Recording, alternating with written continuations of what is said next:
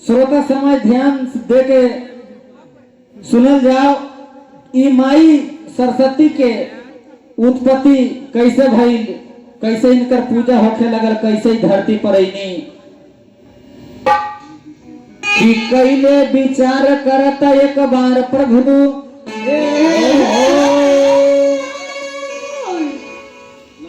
एक समय भगवान श्री कृष्ण जी गोलोक की कथा, गोलोक धाम में जहिना सृष्टि के उत्पत्ति ना भइल रहे उस समय गोलोक में एक पीस सिर्फ भगवान कृष्ण रहनी।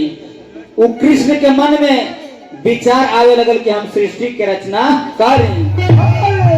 कि कैले विचार करता एक बार प्रभु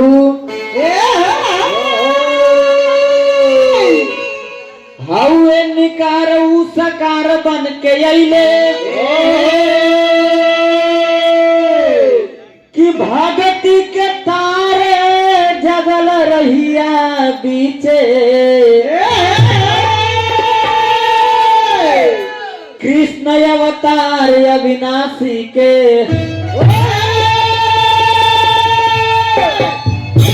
तो मानव शरीर रहे पानी गंभीर रहे। मोर पंख सील रहे बंसी हाथ धैले। कि सोचतार दीनानाथ नारिये गोरहती साथ। कि आगे बढ़त बात ही में समय ले।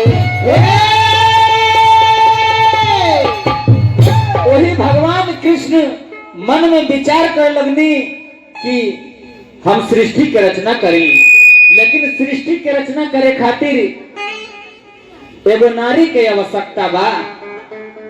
देखी भाव लगल कैसे।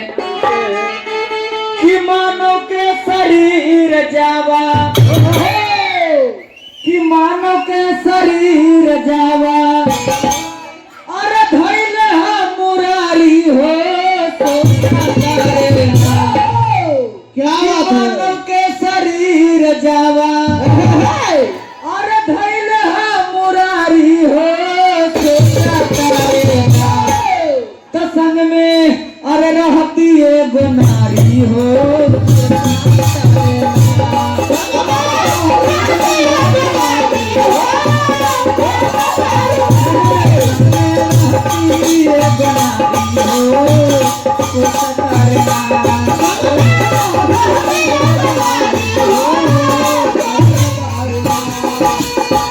मानव के शरीर जावा भइले हमारी हो। सोचा करे ना मानव के शरीर हमारी हो। संग में रहती तुम्हारी हो। सोचा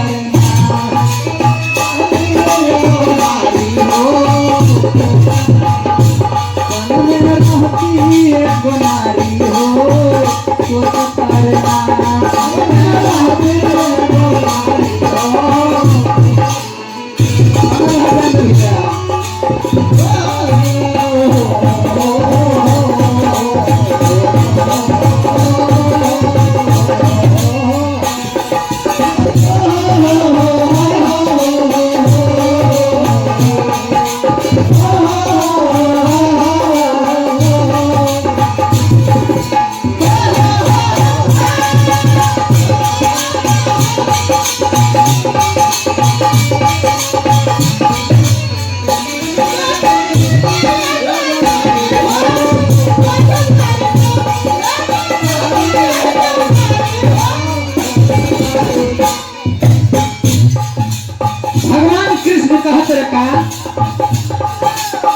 करके बयाज हमरा सृष्टि के रचना।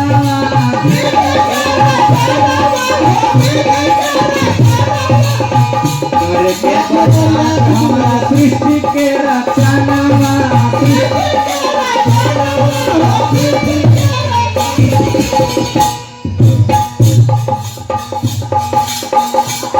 करे के बयाज हमरा सृष्टि के रचना भगवान श्री कृष्ण जी सोचत रहे कहत रहे का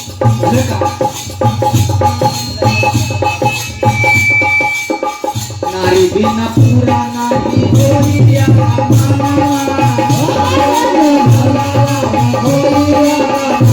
नारी बिना पूरा नहीं होइया रमना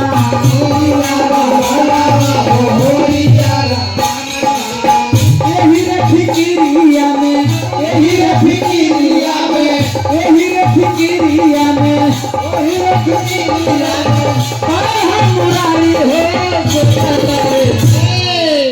कि यही रे फिकिरिया में सोचता मुरारी हो सोचता तो संग में चल चले के तो संग में रहती है गोनारी हो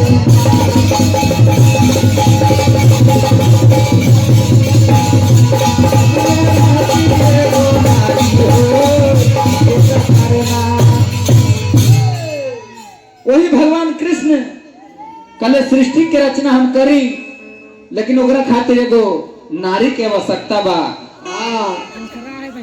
तो आखिर नारी आई कहां से देखिए भाव लगल कि मान में भारी चिंता भइले प्रभु जी के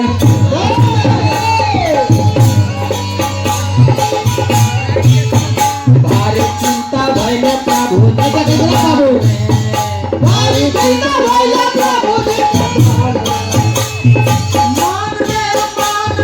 मान में भारी चिंता भइले प्रभु जी के मान में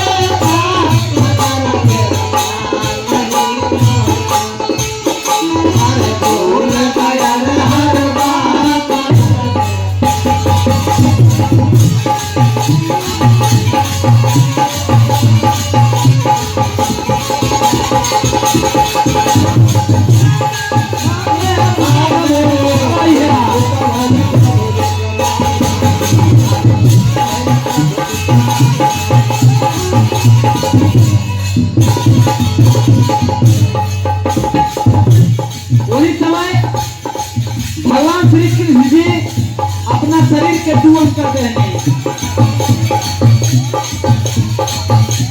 बाएं अंग के नारी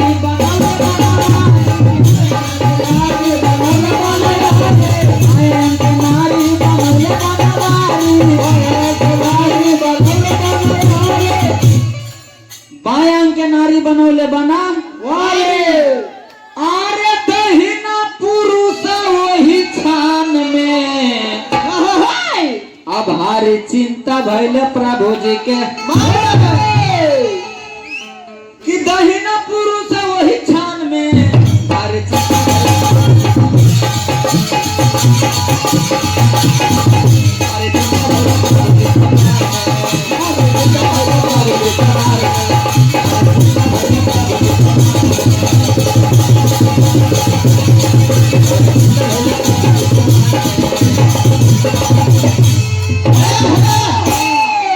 वही भगवान श्री कृष्ण अपना शरीर के दो भाग में बांट देने बाएं अंग के नारी और दहिना के पुरुष देखिए भाव लगल कैसे कि दुई गो सारिया प्रभु जी अरे धैले ही धरिया हो कि निकर लागे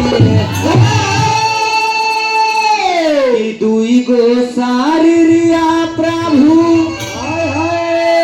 धैले ही धरिया हो कि निकर लागे हो कि निकर लागे कमर दाए कम हरिया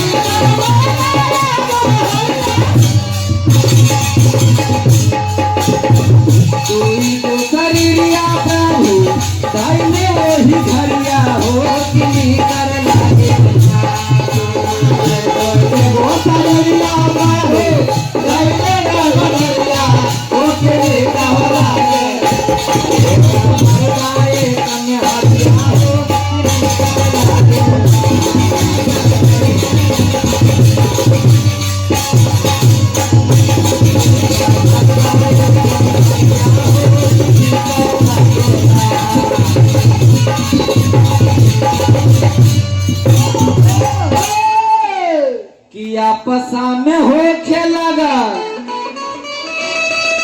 हासी मासा खरिया हो कि निकर लागे कि आपसा में हो खेलगल अरे हासी मासा खरिया हो कि निकर लागे तो लीला कैले लीला धरिया हो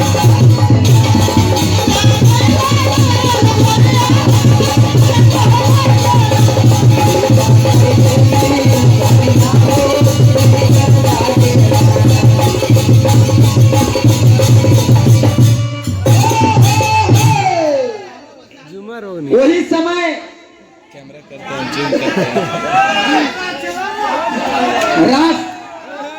रचावे लगनी जौन बाया अंग के नारी बनौले रहनी आ दहिना के पुरुष यानी दहिना में भगवान कृष्ण रहनी वो अपना बाया अंग से वो नारी के पैदा कर देनी।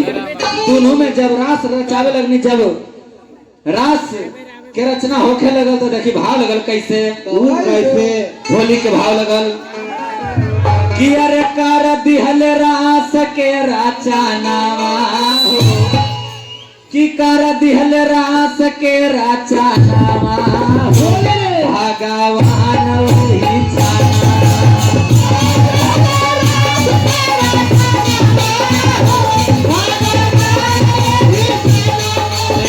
कर दिहल रास के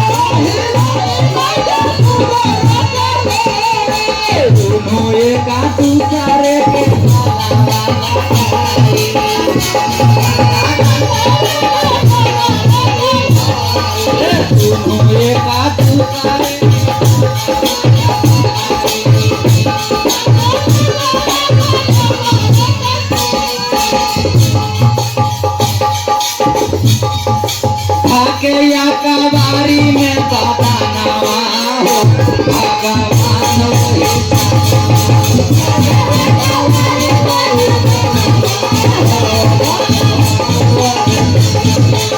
कबारी में बाबा नवा हो भगवान वही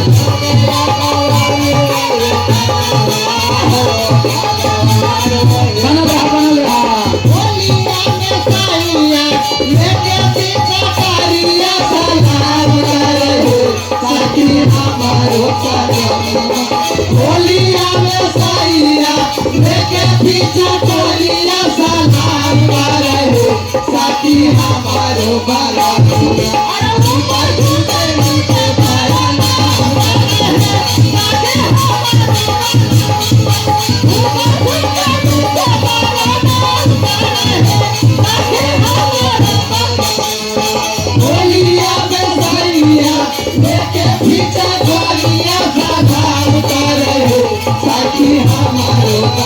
होलिया में साइया लेके तू कटोरिया हराम करे साथी हमारो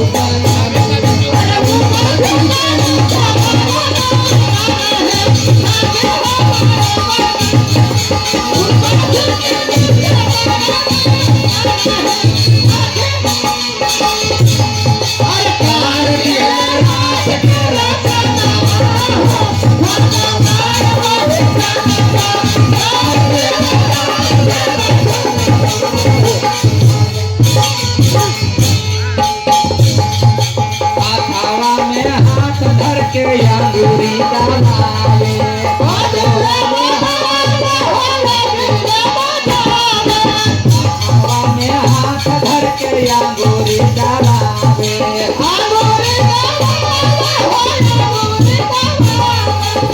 बोले वे चुमा का वो बाल तुहारा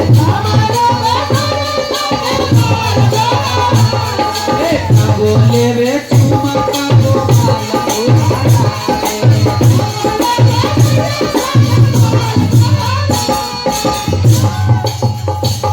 आवेला राधा की तुम भगवान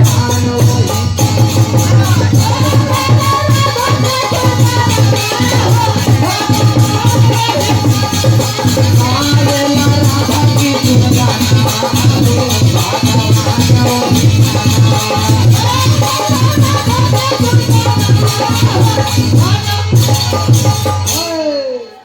वही रास के रचना हो गई जब भगवान अपना बाया अंश बनौले रहनी वही लड़कियन आदि शक्ति भइल और वही आदि शक्ति में वो भगवान के जौना कृष्ण के मणि रहे रास रचाते समय जवन गिरल उनका में प्रवेश कर गई। देखिए भाव लगल कैसे कि दोनों प्राणी कैले राती दाना कि दोनों प्राणी कैले राती दाना गोदिया में भाई ले दोनों प्राणी कैले राती दाना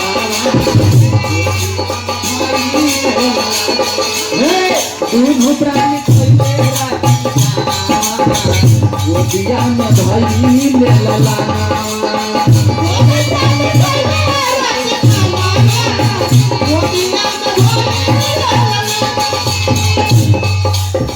तुझको ना देखूं तो जी घबराता है तुझको ना देखूं तो जी घबराता है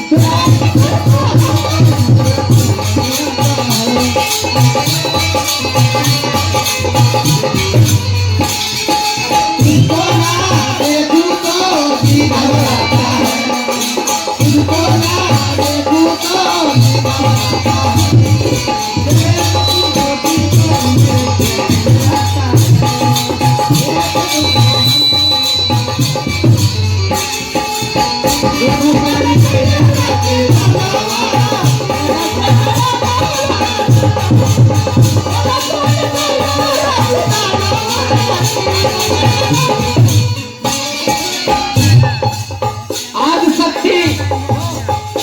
के गर्भ में जब मणि प्रवेश कर गई तो धीरे धीरे दिन नियर आए लगल और जब 9 महीना के बाद एगो लड़का के उत्पत्ति भइल आज शक्ति सोचली कि अगर ये बबुआ रही हैं तो हमारा कृष्ण से प्यार कम हो जाई यानी लड़का में प्यार बढ़ जाई वो ले जा करके बबुआ के गंगा जी ने समुद्र में फेंक दिले पानी में ले जा करके जगह के गोलोक कहा जाला कुंड में ओकरा में ले जा करके वो लड़का के फेंक देनी आते शक्ति बबुआ के रूप जब देखाली ले जा के बबुआ के अपना जल में फेंकली बबुआ के रूप जब देखाली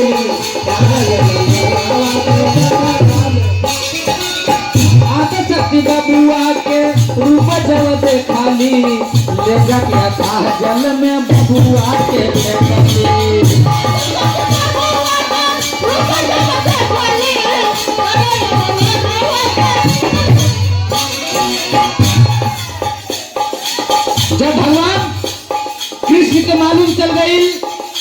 कि आदि शक्ति के गर्भ से जब लड़का भाई लोग के ले जाके पानी में फेंक दिले, उनकर मन क्रोधित हो गई। प्रभु जी के क्रोधित भइले मानवा, गोदिया में भाई जी